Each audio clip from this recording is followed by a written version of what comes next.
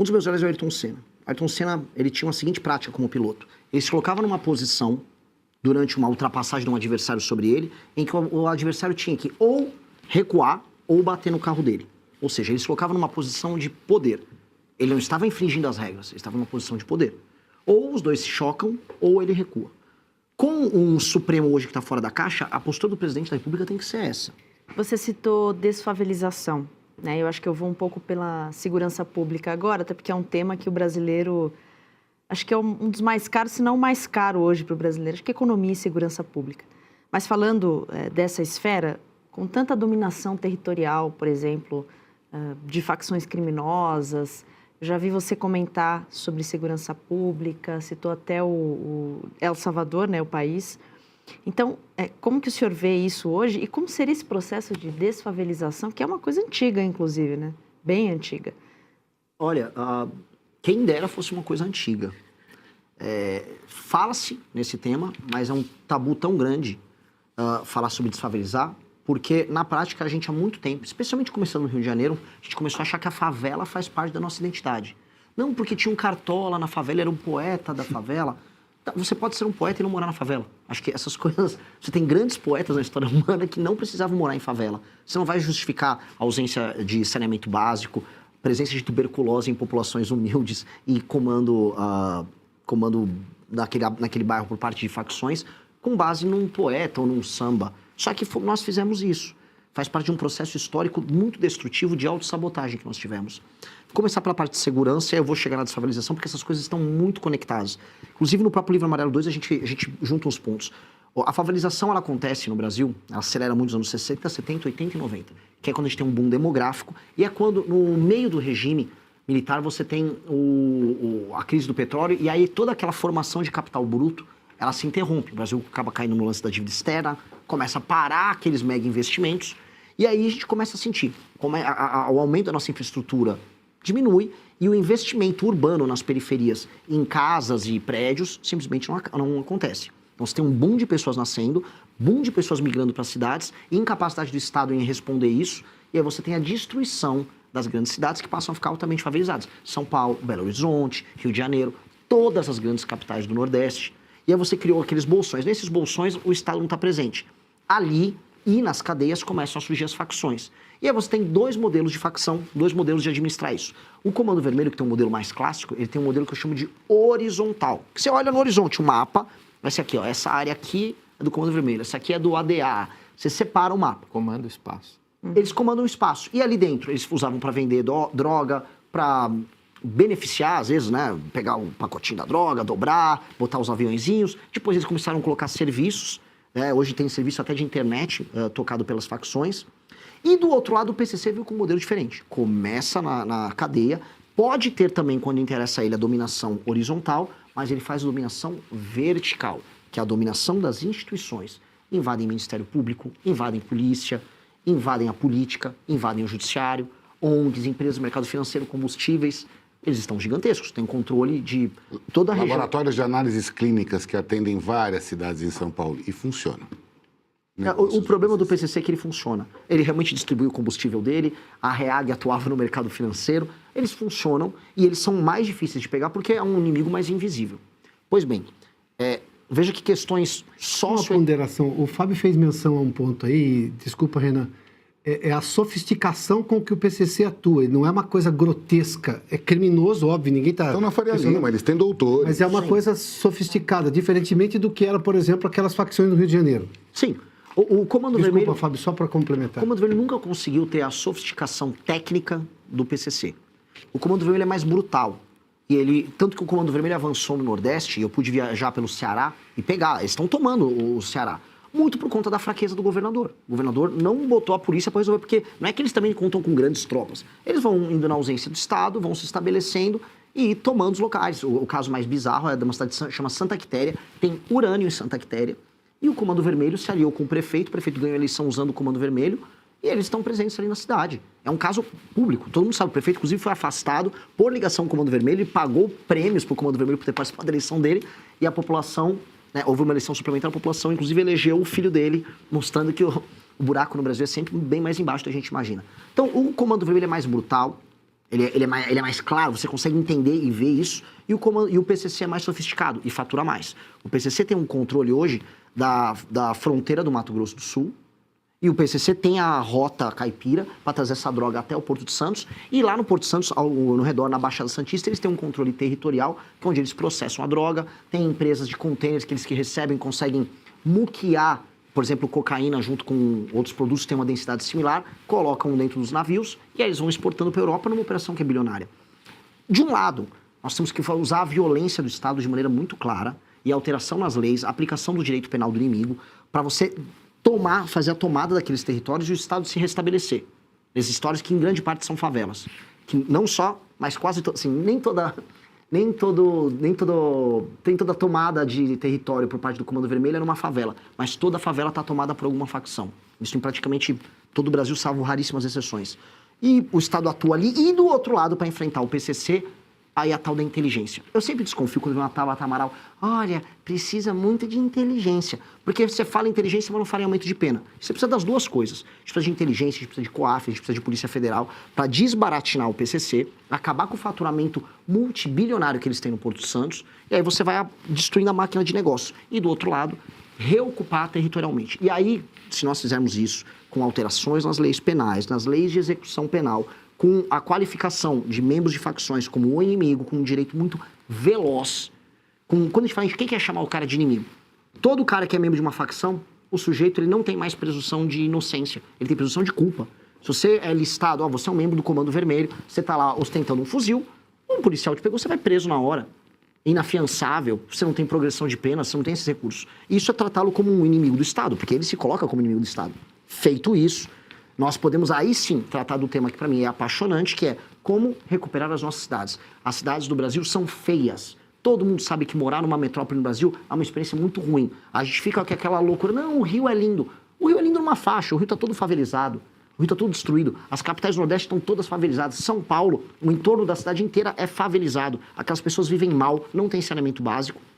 E recuperar o espaço urbano, recuperar a paisagem, é recuperar a dignidade institucional do Brasil.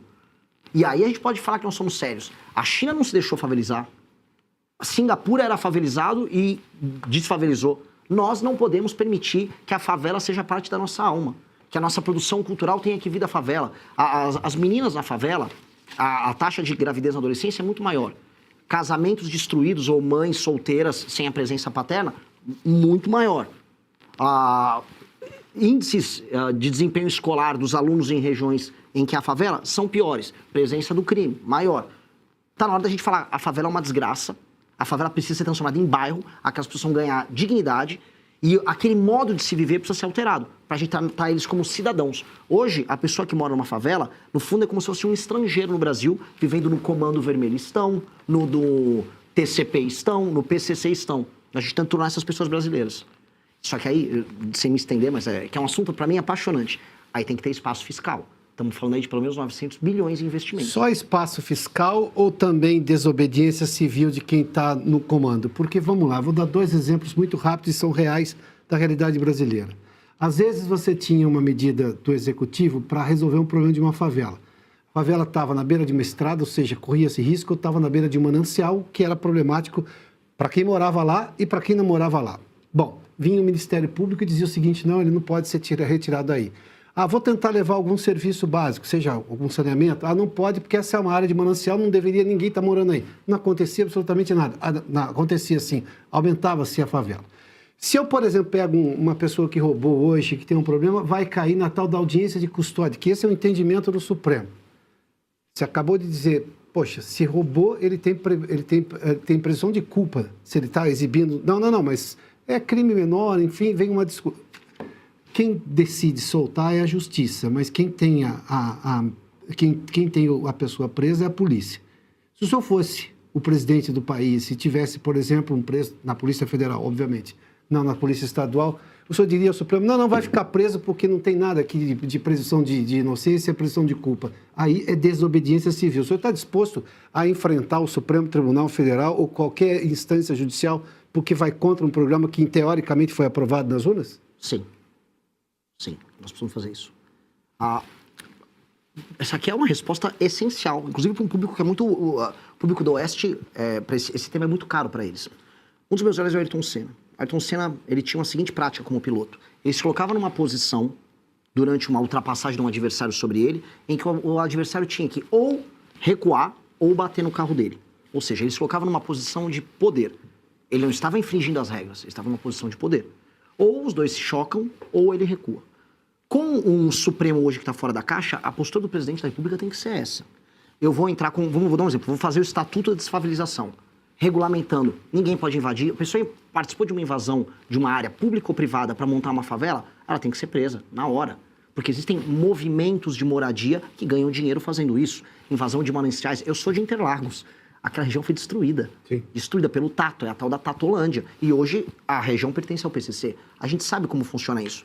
E sim, o Judiciário, o Ministério Público, ONGs, eles criaram toda uma indústria da leniência. Mas vamos chegar aqui no STF.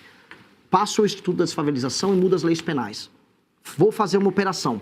A lei passa, a lei é enviada pelo Executivo, passa na Câmara, passa no Senado, é promulgada. Vou executá-la. Aí vem a Marina Silva com, sei lá, rede de sustentabilidade, entra no STF e vem um despacho. Decisão injusta e ilegal não se cumpre. Não se cumpre. E essa é a posição que eu falo inspirada no Ayrton Senna. Ele vai querer chocar, então eles que venham se chocar conosco.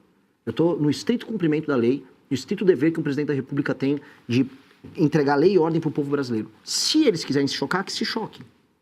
E aí, quem pode mais chora menos. De um bom português, Piotr.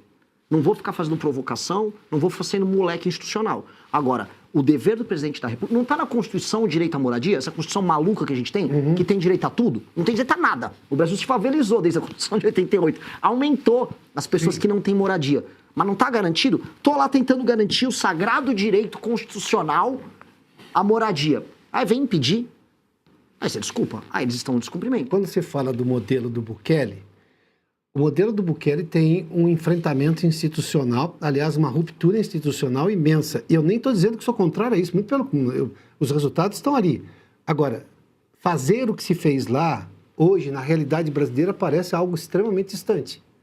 Mas o senhor está dizendo que o senhor vai fazer isso? Olha, vamos colocar de uma maneira muito boazinha. Eu espero muito que o STF cumpra apenas seus deveres estritos e constitucionais.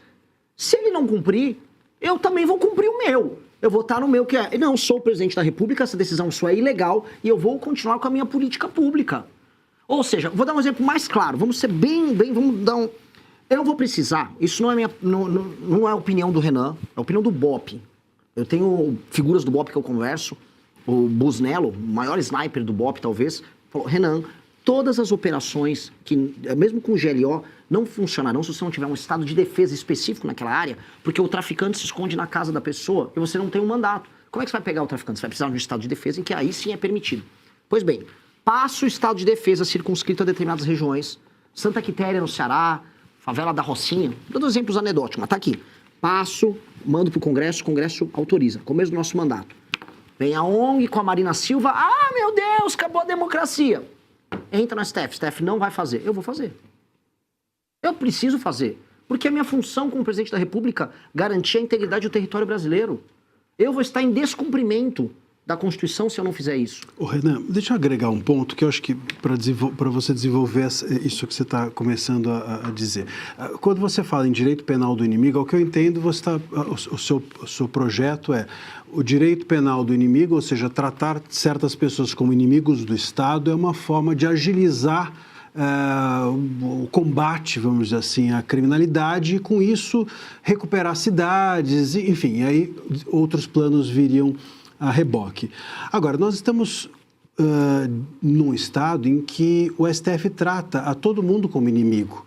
Né? Todos nós, eles exercem o direito penal do inimigo. O problema é que só eles não são inimigos do Estado, todos os demais são. Eles definem. Eles definem, e é subjetivo. Por ofício. Pois é, e aí que o ponto, para que exista um riscar de chão e falar assim, esses são os inimigos do Estado, que a gente não caia nessa subjetividade que o STF criou, não seria necessário resolver antes o problema do Judiciário e do STF para depois num Estado constitucional legítimo, nós conseguimos olhar para quem é ou não inimigo? Porque hoje tratar a qualquer pessoa como inimigo vai entrar num balaio de confusão que o STF criou a respeito de inimigos são todos aqueles que vão contra mim. Você vai criar mais inimigos do Estado para além dos que o STF já criou, se essa proposta for colocada em vigor, sem resolver o STF, você não acha? Marcília, a minha questão é, o Brasil precisa se resolver, e se eu vencer a eleição tratando dos temas como eu estou tratando, especialmente na área de segurança, isso é prioridade zero. Então existe aquele famoso lema, vou ter que trocar o pneu do carro com o carro andando. Nós vamos precisar fazer as duas coisas ao mesmo tempo. Eu não posso iniciar um mandato, vou começar agora a colocar o STF na caixinha, enquanto isso não resolver o tema que me elegeu. E, inclusive, resolver o tema que me elegeu ajuda a colocar o STF na caixinha. Porque, como eu disse no exemplo anterior que eu dei, o exemplo da Ayrton Senna, STF, é isso? Vocês estão fazendo isso aqui? Eu comecei um governo novo que foi eleito, eu não tenho rabo preso com ninguém. O tema que me elegeu foi esse. Este tema, ele é um tema absolutamente banal do ponto de vista constitucional, defesa de lei e ordem, pressuposto do poder executivo. Vão cumprir. Aí eles vão querer criar os problemas. Se criarem os problemas dele, nós vamos olhar para eles enquanto estamos resolvendo os outros temas. Porque participar da resolução dos outros temas vai tirar o brasileiro de uma sensação que é muito presente na minha geração, que é a sensação do nada acontece. Nada acontece. Se eu entrar e ficar apenas na briga institucional sem ir para a resolução material do problema, eu perco moral para participar da briga institucional. Então eu tenho que participar da resolução material. As pessoas, elas não vão conseguir enxergar, porque mais um governo em que está tendo uma briga entre os poderosos. Eles estão brigando, aquele noticiário, liga lá na Globo News. O presidente do STF afirmou nesta manhã. A pessoa está vendo, tudo bem, o traficante ainda está na porta da minha casa. Eu ainda tenho medo de ser assaltado. Então, eu preciso fazer as duas coisas. E, infelizmente, eu não vou poder fazer como o Bukele, como o exemplo que o Piotr deu. Porque o Bukele teve a oportunidade de olhar, entender que ele tinha uma força, ele acumulou o poder de tal modo que ele pôde ir para cima de uma Suprema Corte corrupta, e aí depois ele fez as grandes operações dele. O caso brasileiro é diferente. Como todo país, as circunstâncias são diferentes, as correlações de poder são diferentes, e nós temos agora uma eleição em que as pessoas estão olhando para essas propostas e estão falando, há viabilidade. Então vamos levar à frente. Vamos deixar eles errarem. Vamos dar a oportunidade do STF errar. Porque aí a pessoa não está vendo uma briga institucional quase bizantina nos termos. Não, porque a DPF do não sei o que. Não, não, não. O presidente quer matar o traficante e o ministro do Supremo não deixou, aí muda de figura. Aí a gente vai trazer para essa discussão que envolve instituições, povo. E eu vou falar pelas minhas andanças pelo Brasil. As pessoas estão falando de outros problemas. O STF é um tema muito comentado em centros urbanos. Ao redor do Brasil, as pessoas estão falando de outros assuntos. E vamos lembrar, o Lula ganhou a eleição em 2022 falando de outros assuntos para boa parte da população brasileira. Então, a população brasileira estava alheia a isso. Eu trago a população brasileira para esse tema se eu envolver os dois assuntos. A partir do momento que o STF se tornar um aliado direto ou indireto do cometimento de crime por parte desses caras. Então eu acho que a melhor estratégia possível é essa. E é verdadeiro, tanto que eu estou falando ao vivo para vocês. Porque eu acho que quando você é absolutamente e brutalmente honesto sobre o que você vai fazer, você já estabelece os parâmetros. Eu estou igual o Ayrton Senna na pista. Vai querer recuar? Recua. Vai querer bater? A gente vai para a colisão. Estou apenas sendo um democrata.